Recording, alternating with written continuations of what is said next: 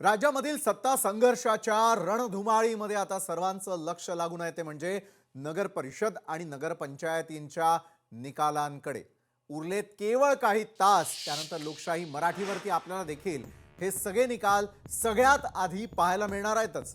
निवडणूक आयोगानं राज्यामधील एकूण 288 नगर परिषदा आणि नगरपंचायतींसाठी जाहीर केलेल्या निवडणूक कार्यक्रमांनुसार लोकशाहीचा मोठा उत्सव आता अगदी अंतिम टप्प्यात आलेला आपण पाहिला. 2 डिसेंबरला 263 नगर परिषदा आणि नगरपंचायतींसाठी अतिशय शांततेमध्ये मतदान पार पडलं होतं. आज उर्वरित असलेल्या 23 महत्वाच्या ठिकाणी मतदानाची प्रक्रिया पूर्ण झालेली आहे आणि त्यानंतर उद्या सकाळी ठीक 10 वाजता या सर्व जागांची मतमोजणी सुरू होणार असून अवघ्या काही तासातच राज्याच्या स्थानिक राजकारणाची दिशा स्पष्ट होणार आहे. या निवडणुकांचे निकाल केवळ स्थानिक नेत्यांचेच नव्हे तर मोठ्या राजकीय पक्षांचं देखील भवितव्य ठरवणारे आहेत. विजयाचा गुलाल उधळण्यासाठी आणि आपल्या नेत्यांचं स्वागत करण्यासाठी कार्यकर्त्यांनी अक्षरशः आतापासूनच मोठी तयारी सुरू केलेली आहे. संपूर्ण राज्याची उत्सुकता आता शिगेला जाऊन पोहोचलेली आहे. तर दुसरीकडे या निकालाचे सर्वात वेगवान अपडेट्स आपण लोकशाही मराठीवरती तर पाहणार आहोतच, सोबतच लोकशाही मराठीची website, YouTube channel, live TV वरती आणि आमच्या सगळ्या सोशल मीडियावरती अतिशय वेगवान निकाल तुम्ही पाहू शकणार आहात. लोकशाही मराठीच्या आमच्या सर्वेमध्ये राज्यातल्या नगर परिषद आणि नगरपंचायत निवडणुकांचा सर्वात मोठा अंदाज समोर आलेला आहे. उद्याच्या निकालापूर्वीच आलेल्या आमच्या कलांनुसार राज्यामध्ये पुन्हा एकदा महायुतीचंच वर्चस्व पाहायला मिळण्याची दाट शक्यता आहे. यामध्ये लोकशाही मराठीच्या सर्वेनुसार भारतीय जनता पक्ष हा राज्यामध्ये क्रमांक 1 चा पक्ष ठरताना दिसतोय. त्या खालोखाल उपमुख्यमंत्री एकनाथ शिंदे यांची शिवसेना दुसऱ्या क्रमांकावरती मुसंडी मारताना दिसतेय. तर अजित पवारांची राष्ट्रवादी काँग्रेस तिसऱ्या स्थानावरती राहण्याचा अंदाज वर्तवण्यात आलेला आहे. थोडक्यात सांगायचं झालं तर स्थानिक स्वराज्य संस्थांच्या या निवडणुकीमध्ये महायुतीचा विजयाचा रथ वेगानं दौडणार असल्याचा अंदाज आमचा सर्वे सांगतोय आणि त्यामुळे विरोधकांसाठी हा मोठा धक्का देखील मानला जातोय. मात्र या सर्वेचं रूपांतर प्रत्यक्ष निकालात होणार का हे पाहण्यासाठी आपल्याला उद्या सकाळी 10 वाजेपर्यंत वाट पाहावी लागणार आहे. सुरुवातीलाच नंबर 1 पक्ष ठरताना दिसतोय तो म्हणजे भाजप. भाजपचे प्रवक्ते आणि ज्येष्ठ नेते असलेले अवधूत वाघ यावेळेला आपल्यासोबत आहे. अवधूतजी, खूप खूप स्वागत आहे आपलं न्यूज प्लॅनेटमध्ये.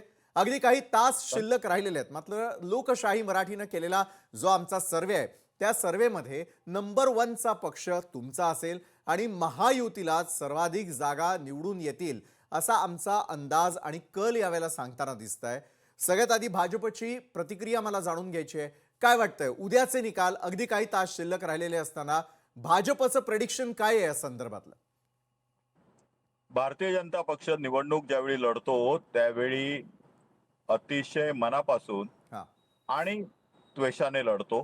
कारण लोकशाहीच्या या मंदिरामध्ये आणि लोकशाहीच्या या उत्सवामध्ये आम्ही संपूर्ण ताकद झोकून काम करत असतो. तुम्ही जर बर पाहिलं तर आमचे नेते आदरणीय देवेंद्रजी फडणवीस यांनी शेवटच्या दिवशी 7 ठिकाणी सभा घेतल्या बर आणि ऍव्हरेज 6-6 ठिकाणी अतिशय म्हणजे नगरपंचायत आणि नगर परिषदेच्या निवडणुकांमध्ये सुद्धा आदरणीय देवेंद्रजी पायाला भिंगरी लावल्यासारखे फिरत होते. याच्यावरून राजकारण is a full time business. Business हा वेगळ्या अर्थाने शब्द घ्या, धंदा म्हणून घेऊ नका, नक्कीच. व्यवसाय म्हणून घेऊ नका, परंतु एक काम आहे. राजकारण हे पूर्ण वेळ करणारं काम आहे.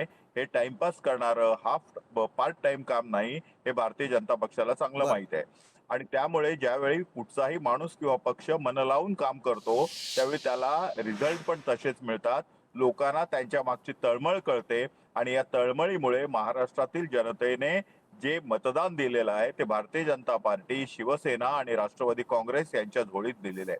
तुम्ही आता सर्वेक्षणामध्ये सांगितलं, बिलीव्ह मी, माझ्यावर विश्वास ठेवा, तुमचं हे सर्वेक्षण आलं नसतं तरी माझं पहिलं स्टेटमेंट हे हा हा तुम्हीच खाऊन टाकलंय. मी हेच म्हणणार होतो की पहिले तिन्ही क्रमांक आमचे आहेत. जी काही फाईट चाललेली आहे ती 4थ्या, 5व्या आणि 6व्या नंबरवर आहे. आश्चर्य वाटू देऊ नका हा हा की जर रिपब्लिकन पार्टी ऑफ इंडिया हा पण कुठेतरी 4था, 5वा, 6वा पक्ष म्हणून उदयाला येऊ शकतो. बाकी इतर पक्षांची गणना नाही. त्याचबरोबर एक सांगू इच्छितो हा हा की ही कार्यकर्त्यांची निवडणूक असल्यामुळे काही चांगले कार्यकर्ते इतर पक्षामध्ये, विरोधी पक्षामध्ये सुद्धा खूप चांगले कार्यकर्ते आहेत आणि बरं. हे चांगले कार्यकर्ते आपल्या स्वतःच्या प्रतिभेच्या कार्याच्या जीवावर निवडून पण येणार आहेत.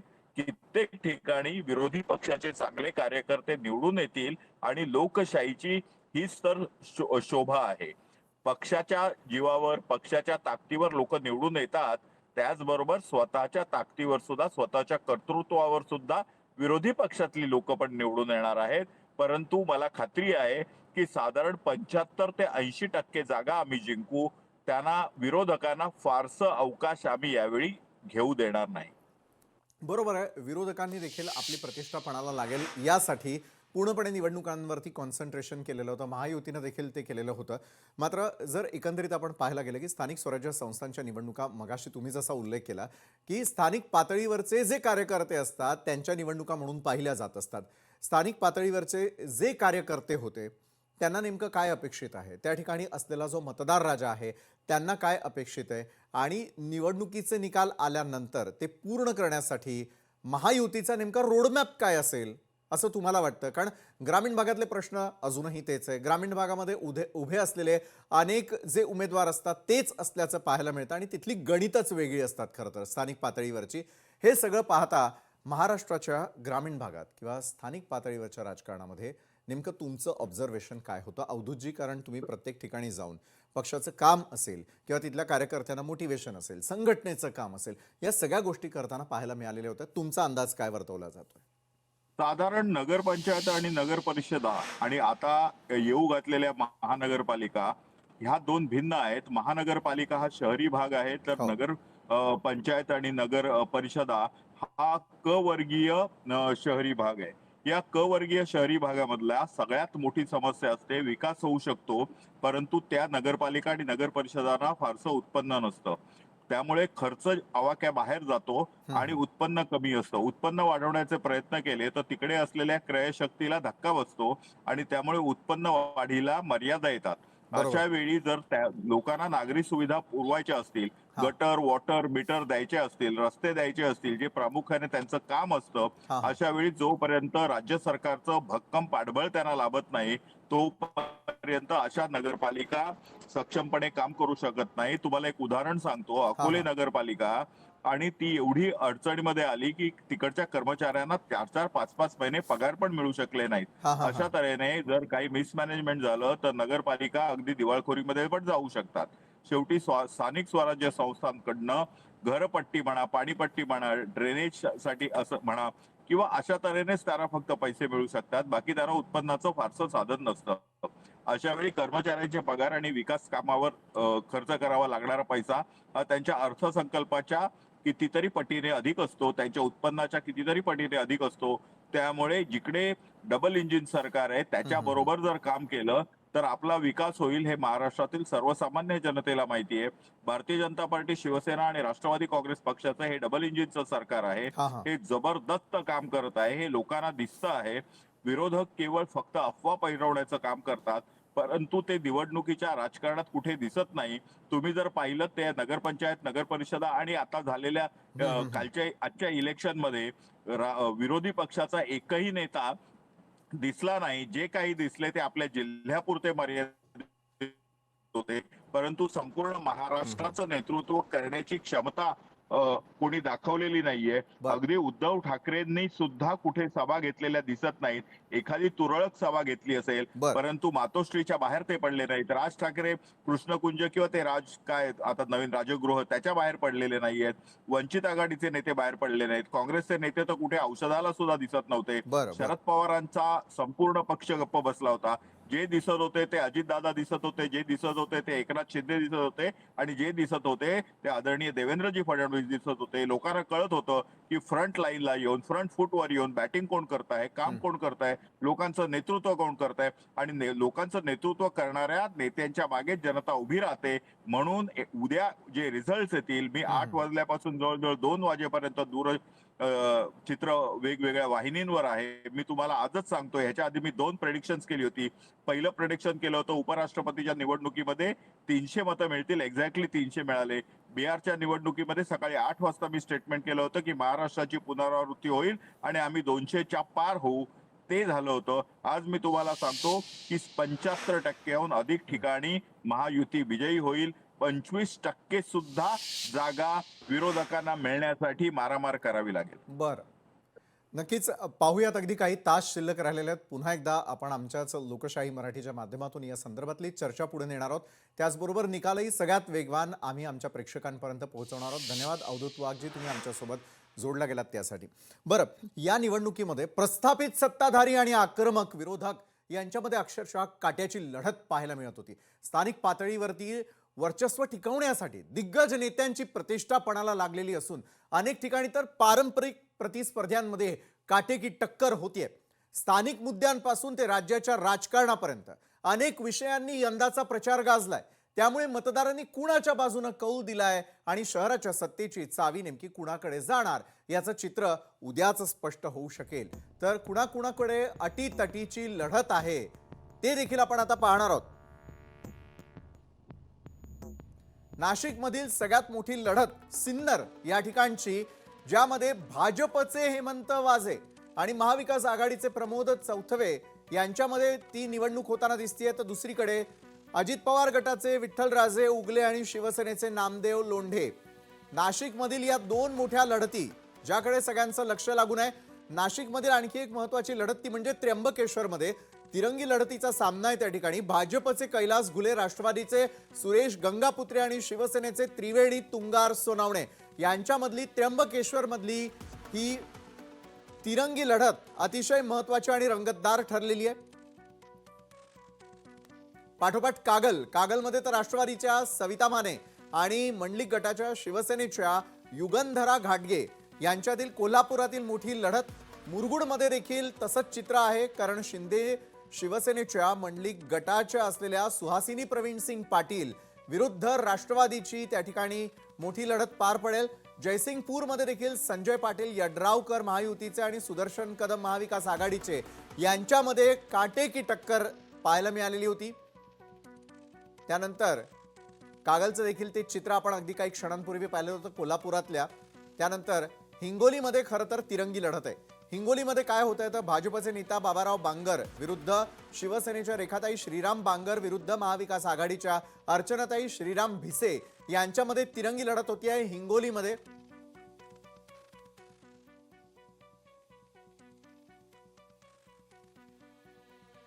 त्यानंतर भोकरदन नगर परिषदेमध्ये अजित पवार गटाच्या सानिया कुरेशी, भाजपचे आशाताई माळी आणि काँग्रेसच्या प्रियंका देशमुख विरुद्ध राष्ट्रवादी शरदचंद्र पवारांच्या समरीन मिर्झा या 2 उमेदवारांमध्ये आणखी एक मोठी लढत आहे.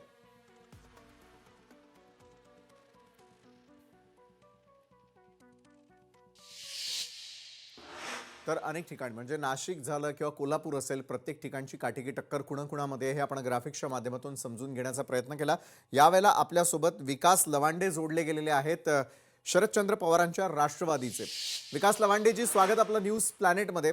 खरं तर उद्या निकालासाठी अगदी काही तास शिल्लक राहिलेले आहेत. अनेक सर्वे देखील पार पडलेले आहेत. लोकशाहीचा जो सर्वे आहे त्याबद्दल तर मी बोलणारच आहे आपल्याशी, कारण लोकशाहीच्या सर्वेमध्ये महायुतीला सर्वाधिक जागा राखण्यामध्ये यश आल्याचं एका बाजूला अंदाज बांधले जाऊ लागलेले आहेत. दुसरीकडे मात्र विरोधकांचं काय, हा महत्त्वाचा प्रश्न आहे. मला आपल्याकडून विकास लवांडेजी जाणून घ्यायला आवडेल की अगदी काही तास शिल्लक राहिलेले असताना प्रत्येक उमेदवाराच्या मनामध्ये यावेळेला धाकधूक निर्माण झालेली आहे. तुमच्या मनामध्ये काय सुरू आहे? राष्ट्रवादी शरदचंद्र पवारांचा अंदाज नेमका काय आहे की काय चित्र असेल उद्याच्या निकालांचं महाराष्ट्रासमोर? खरं तर मला राजकारणामध्ये जवळपास 35 वर्ष मी सक्रिय आहे. बर, मी 90-91 सालापासून वेगवेगळ्या निवडणुकांच्या मध्ये सक्रिय सहभाग घेतलेला आहे. मी काही स्वतः निवडणुका सुद्धा लढवलेल्या आहेत बरोबर आहे. आणि अनेक निवडणुकांच्या मध्ये मी सक्रिय पुढाकार घेऊन बूथ पासून प्रचार प्रमुखांपर्यंत सगळी कामं मी निवडणुकीच्या काळात हा हा. वेळोवेळी आजपर्यंत करत आलेलो आहे. परंतु या वेळच्या ज्या स्थानिक स्वराज्य संस्थांच्या निवडणुका आहेत, ह्या आता ज्या नुकत्याच उद्या ज्याचा मतमोजणी व्हायची नगर परिषद, नगरपालिका हो. आणि आता पुढच्या काही दिवसामध्ये महानगरपालिकेच्या निवडणुका होणार आहेत, जिल्हा परिषदेच्या होणार आहेत. हे जे काही सगळ्या स्थानिक स्वराज्य संस्थांच्या निवडणुका मागच्या 4-5 वर्ष झाल्याच नव्हत्या. राज्यामध्ये एक हाती सगळा कारभार वेगवेगळ्या स्थानिक स्वराज्य संस्थांच्या मध्ये प्रशासकांच्या मार्फत चालवला गेला होता. बरोबर आहे. का निवडणुका लांबल्या होत्या त्याची कारणं अद्यापही स्पष्ट होत नाहीत. कोर्टाच्या नावाखाली ह्या निवडणुका पुढे ढकलल्या गेल्या आणि आता ह्या निवडणुका होत असताना ज्या पद्धतीने निवडणुका होत आहेत, आपण जर मागच्या 8 दिवसातल्या आपल्याच सगळ्या मीडियातल्या जर बातम्या सगळ्या काढून पाहिल्या, कुठे मारामाऱ्या झाल्या, कुठे बूथ कॅप्चरिंग, कुठे मतदार याद्यांच्यातले घोळ, पैशाचं वाटप. म्हणजे सत्ताधारी एकनाथ शिंदेच्या पक्षाचे निलेश राणे तिकडे पैसे पकडून देत आहेत. अनेक ठिकाणी मारामाऱ्या होत आहेत, पिस्तूल दाखवले जात आहेत. या पद्धतीच्या स्थानिक स्वराज्य संस्थांच्या निवडणुका की मतदारांना त्या ठिकाणी पैशाचं आमिष दाखवलं जाते, धाकट-दपशा दाखवला जातोय, दादागिरी दहशत केली जाते किंवा आमच्याकडे जर तुम्ही आला नाहीत, तर तुम्हाला विकासाच्या कामासाठी पैसे दिले जाणार नाहीत. आमचा उमेदवार जर निवडून आला नाही, तर गावात कुठली कामं केली जाणार नाहीत. फंड्स मिळणार नाहीत. अशा पद्धतीची विधानं सर्रास मंत्री करत होते प्रचारामध्ये. ही जर का निवडणुकीची पद्धत असेल, स्थानिक हा. स्वराज्य संस्थांच्या निवडणुकीमध्ये साम, दाम, दंड, भेद वापरून विरोधकांना नामोहरम करायचं, पैशाच्या जोरावर, दादागिरीच्या जोरावर, शासकीय यंत्रणेचा वापर करून, हम्म. निवडणूक यंत्रणेचा वापर करून निवडणुका जिंकण्याचं तंत्र भारतीय जनता पार्टी आणि त्यांच्या मित्र पक्षांना सापडलेलं आहे गेल्या काही निवडणुकांमध्ये. बरं. 2019च्या बघा किंवा आता 24च्या बघा विधानसभेच्या निवडणुका ज्या पद्धतीने आता स्थानिक स्वराज्य संस्था निवडणुका चालल्यात, ते खऱ्या अर्थाने जे काही राजकीय कार्यकर्ते असतील, सामाजिक कार्यकर्ते असतील, भले ते कोणत्याही पक्षाचे असोत, परंतु कार्यकर्त्यांच्या निवडणुका राहिलेल्याच नाहीत अशी आत्ताची स्थिती आहे. बरं. अक्षरशः कार्यकर्ता वादळात उडून जावा अशा पद्धतीची आहेत.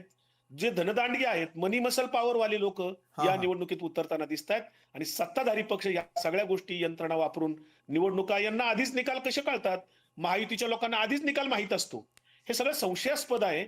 त्यामुळे उद्या काय मतमोजणीत होणार आहे, आम्ही फार त्याच्यावर आता भाष्य करायची आवश्यकता वाटत नाही. बरं, पण विकास लवांडेजी, मला आणखी एक प्रश्न तुम्हाला विचारायचा आहे की अनेक ठिकाणचे जे स्ट्रॉंग रूम होते त्या ठिकाणी इतके दिवस खडा पहारा दिलेला होता अनेक पक्षांनी, त्यात आपलाही पक्ष होता, की कुठल्याही प्रकारची फेरफार होऊ नये यासाठी या स्ट्रॉंग रूमवरती सातत्यानं नजर ठेवण्यात आलेली होती. काही संशयास्पद प्रकार तुम्हाला त्या ठिकाणी पाहायला मिळालेले होते का? तुमची करडी नजर असताना देखील निकालांमध्ये काही बदल होतील का? कारण उद्या जर निकाल काही मागे पुढे झाला तर निश्चित या संदर्भातल्या प्रतिक्रिया देखील येतील की अनेकांना हाताशी धरून आलेला हा निकाल आहे. मग अशा वेळेला जर सातत्यानं खडा पहारा दिलेला होता, या पूर्ण कार्यकाळादरम्यान स्ट्रॉंग रूम असतील, जिथे आता मतमोजणी केंद्र असतील, त्या ठिकाणचं चित्र काय होतं? बघा, निवडणुका मॅनिप्युलेट कशा करायच्या हा. ह्याचा हातखंडा पूर्ण भारतीय जनता पार्टीकडे आहे. त्यामुळेच ते निकाल आधी सांगतात. आता तुम्ही बघा, महानगरपालिकेच्या निवडणुका होऊ घातल्यात आणि 4 दिवसापूर्वी, म्हणजे आता 23 तारखेला फॉर्म भरायच्यात, 4 दिवसापूर्वी महायुती सरकारने, देवेंद्र फडणवीसांनी एक कायदाच आणला अध्यादेश करून. काय कायदा आणला? तर जर कुठला उमेदवार त्याचा फॉर्म बाद झाला, तर निवडणूक निर्णय अधिकारी जो काय निर्णय देईल, तो बाद झाला असेल उमेदवार, तर त्याला आता कोर्टात जाता येणार नाही. म्हणजे निवडणूक निर्णय अधिकाऱ्याचे अधिकार वाढवले आणि जर एखादा उमेदवार नाराज झाला, काही कारणाने त्याचा फॉर्म बाद केला गेला, त्याला जर स्वतःवर अन्याय झाला असं जर वाटलं, तर तो आता कोर्टात अपील करू शकत नाही. ही पुढची तयारी महानगरपालिकांची आत्ताच 4 दिवसापूर्वी केलेली आहे. अशा पद्धतीने नगरपालिका, नगर परिषदेच्या निवडणुकीत सुद्धा वेगवेगळ्या प्रकारे गैरप्रकार झाले. एकच एक प्रकार नाहीये. 5-6 प्रकारे या निवडणुका हातात घेऊन जिंकण्याच्या फंडे वापरले गेलेले आहेत. मी तुम्हाला जे म्हटलं मगाशी, हो. साम, दाम, दंड, भेद किंवा काहीच नाही जमलं तर समोरच्यांचे उमेदवारच विकत घ्यायचे. म्हणजे बरं. बारामतीत हा प्रकार घडला. हा हा. आमच्या राष्ट्रवादी काँग्रेस शरदचंद्र पवार पक्षाचे उमेदवारच अजितदादाच्या पक्षाने पळवले आदल्या दिवशी. बरं. हे प्रकार सर्रास ठिकठिकाणी घडले. असं जर होणार असेल आणि असे जर लोकशाहीमधले सगळे नियम, कायदे, पायदळी तोडवले जाणार असतील, तर निवडणूक आयोग राज्यात आहे की नाही? आचारसंहिता भंगाचे किती गुन्हे दाखल झालेत? खरं तर मीडिया आणि प्रसार माध्यमांनी हं. निवडणूक आयोगाला हे प्रश्न विचारले पाहिजेत, की आचारसंहिता भंगाचे राज्यात किती गुन्हे दाखल झाले? हं, हं, हं, हं. कुठल्या ठिकाणी गुन्हा दाखल होऊन कुणावर कारवाई झाली का? जे पैसे सापडले कुठं कुठं बऱ्याच ठिकाणी, त्या पैशाचं काय झालं नेमकं? त्या निश्चित. आरोपीवर काय कुठली कारवाई केली? आचारसंहिता आता कुठे आहे की नाही? आदर्श आचारसंहिता फक्त कागदावर आहे. प्रत्यक्षात कुठेही आचारसंहिता मागच्या आता झालेल्या नगर परिषद निवडणुकीमध्ये पाळली गेलेली नाही. आणि हीच आता पुढच्या महानगरपालिकेला सुद्धा, जिल्हा परिषद सुद्धा हेच चित्र दिसणार आहे. हे आम्हाला आता समजतंय. अक्षरशः आज पुण्यामध्ये भारतीय जनता पार्टीने घाऊक पद्धतीने आमच्या पक्षाचे लोक त्यांच्या पक्षात प्रवेश करून घेतलेत. काय हं. सांगण्यात आलं त्यांना? की तुम्हाला नगरसेवक व्हायचं असेल तर आमच्याकडे या. तुम्हाला आम्ही 100% नगरसेवक करून निवडून आणून देऊ तुम्हाला आम्ही. बरं. तुम्ही निवडून कसे येणार ह्यांचा फॉर्म्युला आमच्याकडे आहे. हे काय प्रकार आहे? नक्कीच. असं जर होणार असेल तर लोकशाही आता राहिलेलीच नाही. ही नावाला लोकशाही आहे आणि निवडणूक आयोग हा सुद्धा फक्त भारतीय जनता पार्टीची एक शाखा बनून काम करत आहे. बरोबर आहे. गंभीर स्वरूपाचे आरोप तुम्ही करताय विकास लवांडेजी. मात्र यापूर्वी जर आपण आरोप पाहिला तर मतदारांना आमिष दिली जातात. आता काय थेट उमेदवारांना अशा प्रकारची आमिष दिली जातात का? हा मूळ प्रश्न आहे. विकासजी. हो, खरं आहे ना. आता तुम्हाला सांगतो, देवदर्शन यात्रा, पर्यटन यात्रा काढतायत संभाव्य उमेदवार सगळे. बरं. अक्षरशः गावाची गावं भरून रेल्वेने कुठे अयोध्येला नेली जात आहेत, कुठे उज्जैनला नेली जात आहेत, कुठे बालाजीला नेली जात आहेत. देवदर्शनाच्या नावाखाली मतदारांना पर्यटन यात्रा सुरू आहेत सर्रास. बरं. हे जर होणार असेल तर कार्यकर्त्यांनी निवडणुका कशा लढवायच्या? राजकारण हा धंदा बनलाय बरं, का? म्हणजे निकाला असा प्रश्न आज आधीच मनात विरोधकांनी पडतोय हार माझ्यासारख्या मानली आहे का? कार्यकर्ता. मी स्वतः निवडणूक लढू शकत नाही. मी हं, समोरच्यांचा खर्च पाहता. महायुतीतल्या लोकांचा खर्च जर हं. पाहिला, कोट्यवधी रुपयांचा खर्च असतो. तो खर्च पाहता माझ्यासारखा जो 5 वर्ष पूर्ण वेळ लोकांसाठी काम करतो, तो कार्यकर्ता निवडणूक कसे बरोबर. लढवणार? विकासजी. आणि लढवली तर तो कसा जिंकणार? बरं, तुम्ही एका बाजूला जी उद्विग्न प्रतिक्रिया देताय, निकाला आधीच विरोधकांनी हार मानली. नाही, नाही, हार मानण्याचा प्रश्न नाहीये. बरं. ज्या पद्धतीने नगर परिषद निवडणुकांचे जर आपण पाहिले, किमान महाराष्ट्रभरामध्ये प्रत्येक नगर परिषदेमध्ये कुठेही सरळ मार्गे निवडणूक झालीच नाही हो. हं, मला सांगा, आदल्या दिवशी सांगितलं जातं उद्या मतदान होणार नाहीये, तुमचं मतदान पुढे ढकललंय. हं, असं काही नगर परिषदांचं निकाल अचानक तुम्ही आदल्या दिवशी सांगता उद्या मतदान होणार नाही म्हणून. हं. ही कुठली पद्धत आली? मतदान मोजणी म्हणे आता पुढे ढकलली, 21 तारखेला उद्या होणार. हं. हे सगळं आदल्या रात्री सांगितलं जातं. हा काय प्रकार आहे? निश्चित या वाटेल त्या पद्धतीने संपूर्ण निवडणूक प्रकरणाच्या आयोग वापरले तळाशी जाते. जाणं विरोधकांचं न्यायिक देखील यंत्रणा काम वापरली आहे. जाते, प्रशासकीय यंत्रणा हां. वापरली जाते. अक्षरशः महायुती सरकारने जंग पछाडून वाटेल त्या मार्गाने काही करून नगर परिषद निवडणुका जिंकायच्या, येणाऱ्या महानगरपालिका निवडणुका सुद्धा जिंकायच्या. आणि आम्हीच कसे सत्ताधीश आहोत, गल्ली ते दिल्ली फक्त भारतीय जनता पार्टीच आहे, हे दाखवून देण्याचा भारतीय जनता पार्टीचा क्रूर खेळ या लोकशाहीमध्ये सध्या सुरू आहे. बरं. त्यामुळे आमच्यासारखे कार्यकर्ते आम्ही हतबल आहोत हे सांगायला मला कुठे कमीपणा बरं, वाटत नाही. विरोधकांनी नेहमीप्रमाणे सत्ताधाऱ्यांवरती घणाघात केलेला आहे. उद्या नेमकं काय घडतं, रविवारी लागणारे निकाल आणि गुलाल नेमका कोण उधळतं, या संदर्भात देखील सविस्तर माहिती लोकशाही मराठीवरती दर मिनिटाला तुम्हाला पाहायला मिळणार आहे. तुर्तास धन्यवाद विकास लवांडेजी, तुम्ही आमच्या सोबत जोडला गेलात आणि महत्त्वाच्या विषयावरती आपण चर्चा केली त्यासाठी. न्यूज प्लॅनेटमध्ये इतरही पक्षाचे जे महत्त्वपूर्ण नेते मंडळी आहेत त्यांचं नेमकं काय म्हणणं आहे, कारण निकालाला अवघे काही तास शिल्लक राहिलेले असताना त्यांचं प्रेडिक्शन या संदर्भातलं काय सांगतंय. लोकशाहीनं देखील सर्वे केलेला होता. लोकशाहीच्या सर्वेनुसार महायुती सत्ता राखण्यामध्ये यशस्वी ठरेल. त्यामध्ये देखील भाजप नंबर 1चा पक्ष असेल, नंबर 2चा पक्ष हा शिंदेंची शिवसेना असेल आणि अजितदादांची राष्ट्रवादी 3ऱ्या क्रमांकावर असेल, हा लोकशाहीचा सर्वे सांगताना दिसतोय. तुमची सगळ्यांची उत्सुकता प्रचंड वाढलेली असणार आहे, कारण निकालासाठी आता काही तास शिल्लक राहिलेले आहेत. बरं, यावेळेला आपल्याबरोबर शिवसेनेचे प्रवक्ते स्वतः अरुण सावंत यावेळेला जोडले गेलेले आहेत. अरुणजी, स्वागत आहे आपलं पुन्हा एकदा न्यूज प्लॅनेटमध्ये. आज एका महत्त्वाच्या विषयावरती वन चर्चा करण्यासाठी आपल्याला आमंत्रित केलेलं आहे की लोकशाही मराठीने एक सर्वे केला. सर्वेमध्ये शिवसेना जी आहे ती 2ऱ्या क्रमांकावरती आहे. भाजप नंबर 1च्या पसंतीचा पक्ष त्या ठिकाणी पाहायला मिळतोय. मात्र ओव्हरऑल जर आपण विचार केला तर सत्ता महायुती राखण्यामध्ये त्या ठिकाणी यश येत असल्याचं दिसतंय. तुमच्या शिवसेनेचं नेमकं प्रिडिक्शन उद्याच्या येणाऱ्या निकालांच्या बाबतीत काय? कारण स्थानिक स्वराज्य संस्थांच्या निकालांकडे अक्षरशः डोळ्यात तेल घालून राज्यातली जनता लक्ष ठेवून होती. आता काही तास शिल्लक राहिलेले आहेत. अरुणजी.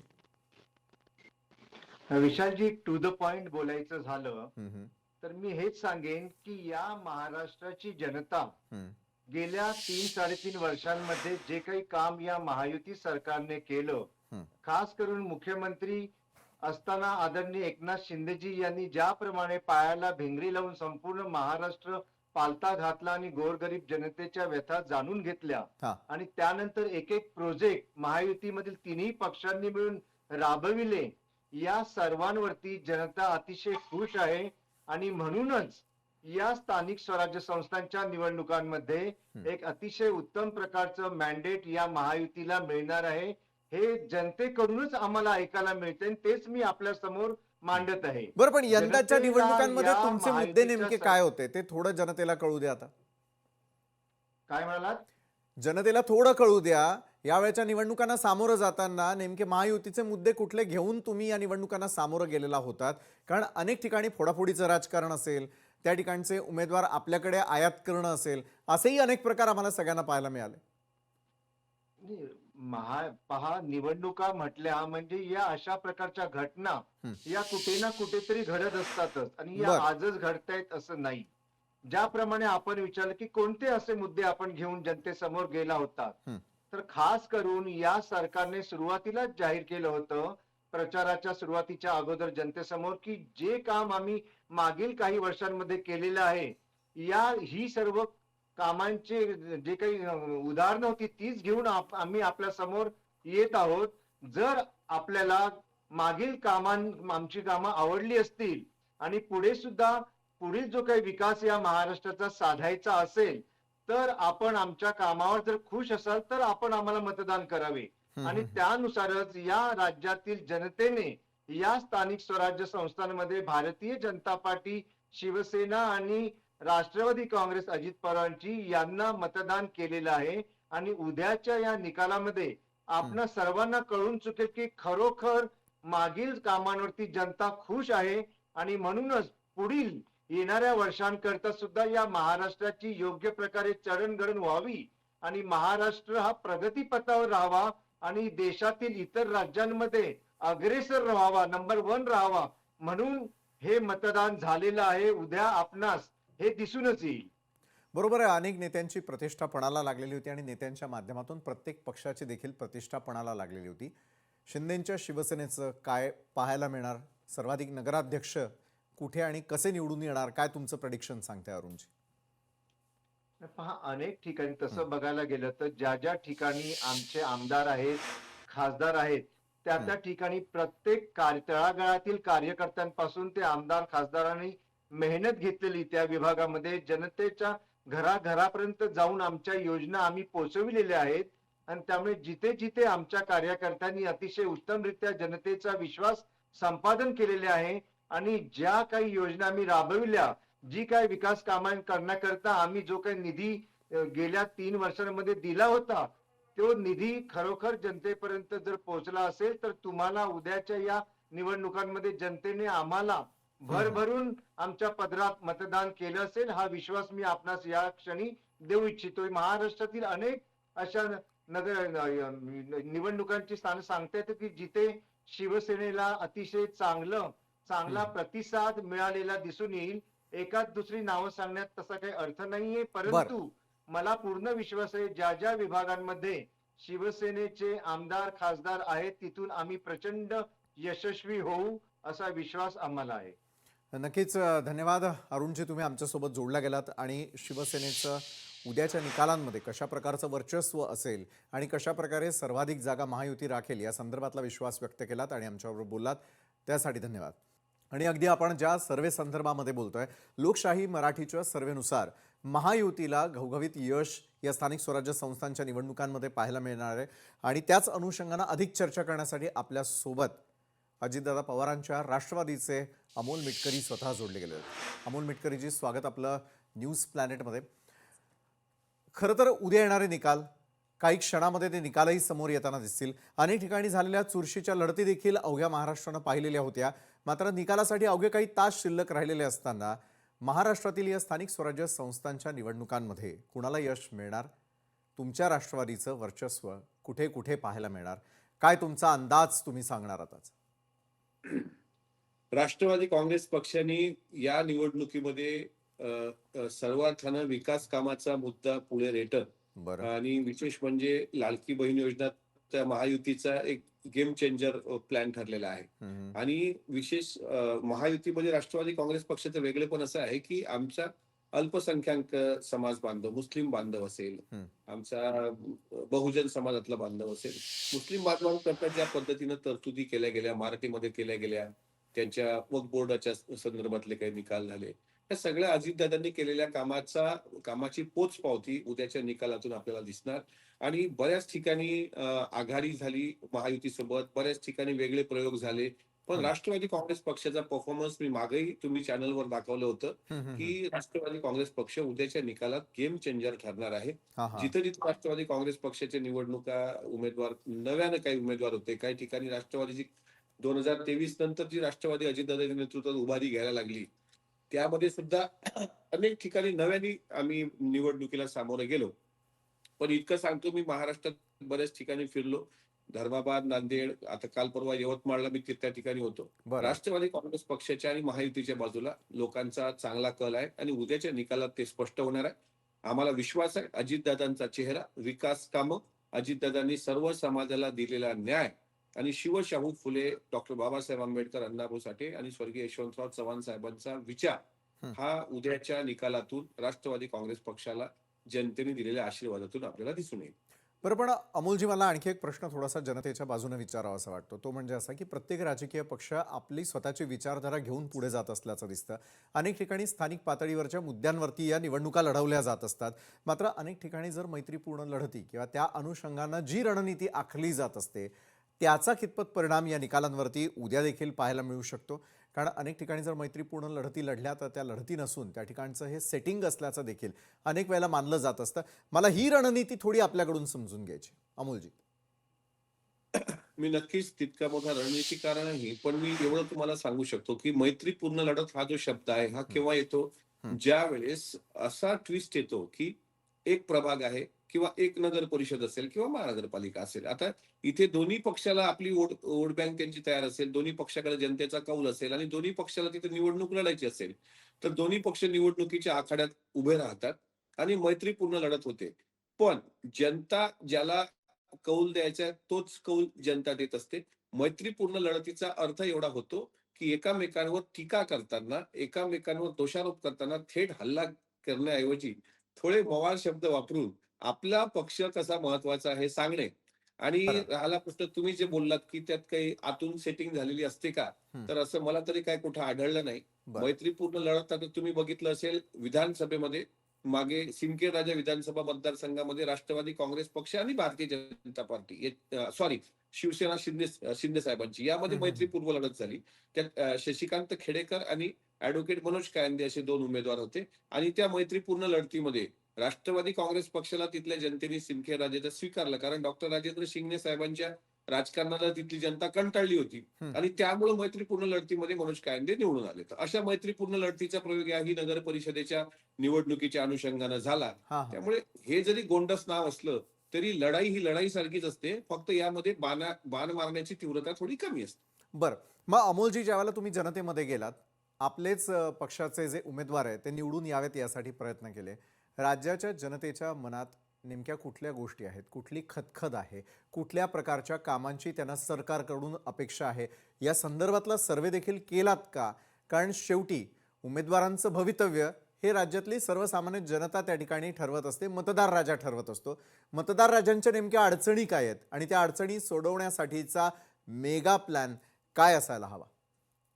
नगर परिषदेच्या आणि नगरपंचायतीच्या ह्या निवडणुका होत्या, त्यामुळे प्रत्येकाला असं, जिथं राष्ट्रवादी काँग्रेस म्हणून आम्ही पुढे गेलो तर जनतेची मागणी काय असायची की बाबा आम्ही बारामती नगर परिषद पाहिलेली आहे, बारामती नगर परिषदेमध्ये 4 लेन आहे, हॅपी स्ट्रीट आहे, तिथे तलावाचं केलेलं सौंदर्यीकरण असेल, चिंकारा गार्डन असेल, तिथली मंदिरं असतील, तिथला शादीखाना असेल, तिथलं बुद्ध विहार असेल, तिथली डेव्हलपमेंट असेल, या धर्तीवर तुम्ही आमच्या नगर परिषदमध्ये काही डेव्हलपमेंट करणार आहात का? त्यावेळेस अजितदादांनी जिथे जिथे दौरे केले, अजितदादांच्या भाषणात हाच मुद्दा होता की आमची बारामती स्वच्छ आणि सुंदर बारामती आहे, त्यामुळे घनकचऱ्याचं निर्मूलन हा महत्वाचा फॅक्टर असतो. नगर परिषदेच्या निवडणुकीमध्ये टॅक्स महत्वाचा असतो, म्हणजे लोकांनी टॅक्स पण पे केला पाहिजे. तिथल्या नगर परिषदेचं उत्पन्न महत्वाचं असतं आणि सर्वात महत्वाचं त्यांचा निवारा, त्यांचं निवास व्यवस्था ही ते नियमानुकूल करणे, नगर परिषदे नगर पंचायतीच्या निमित्तानं अंतर्गत गटार योजना, डेव्हलपमेंट. लोकांना आता हिंदू मुस्लिम हे नको आहे.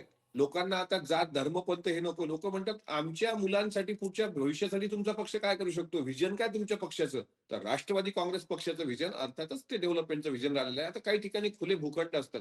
ते खुले भूखंड एक तर कोणाची मक्तेदारी बनते किंवा एखाद्या पॉलिटिकल लोकांच्या अंडरमध्ये ते त्यांचं राजकारण करतात. पण काही ठिकाणी खुले भूखंड कसे डेव्हलप केले जातात हे बारामती फॅक्टर, म्हणजे बारामती नगर परिषदच चेहरा डोळ्यासमोर ठेवला आम्ही.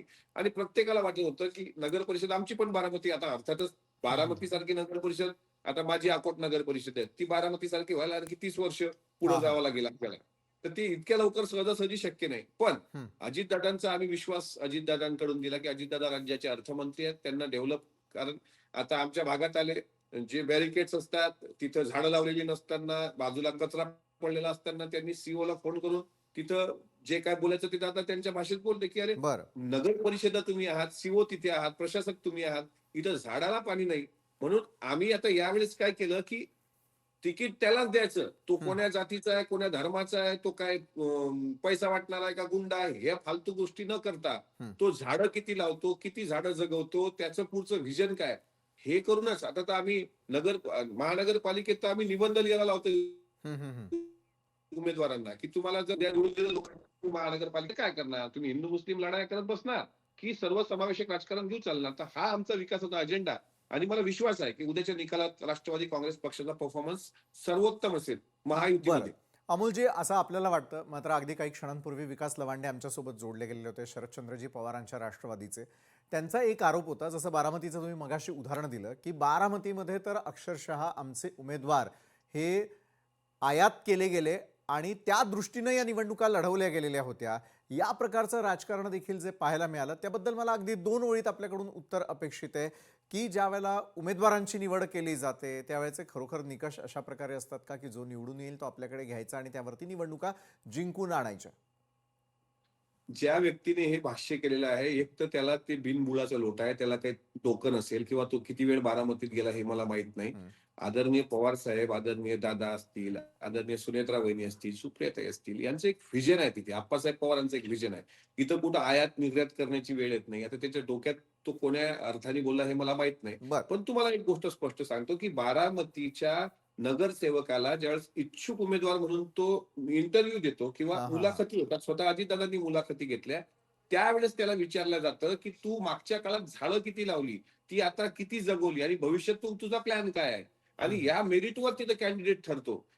आयात करण्याची आवश्यकता अजितदादांना पडलेली नाही. काल त्यांनी शेवटची सांगता सभा घेतली. त्यामुळे बारामतीबद्दल इतरांनी त्याच्यात डोकं चालू नये. बारामतीत एकदा जाऊन बघावं. आणि हे आता असे बिनबुडाचे आरोप, आता तो त्या गटात आहे तर त्या गटातून तसंच बोलणार आहे, दुसरं काय त्याच्याकडून अपेक्षा करणार आहे. आणि त्या गटाला उत्तर द्यायला आम्हाला कुठे वेळ आहे. नक्कीच. धन्यवाद अमोलजी, तुम्ही आमच्यासोबत जोडला गेलात आणि अगदी काही तासांवरती येणारे जे निकाल आहे त्याविषयी राष्ट्रवादीला काय वाटतं या संदर्भात सविस्तर बोललात, त्यासाठी धन्यवाद. लोकशाही मराठी ऐका, पहा, जागरूक रहा.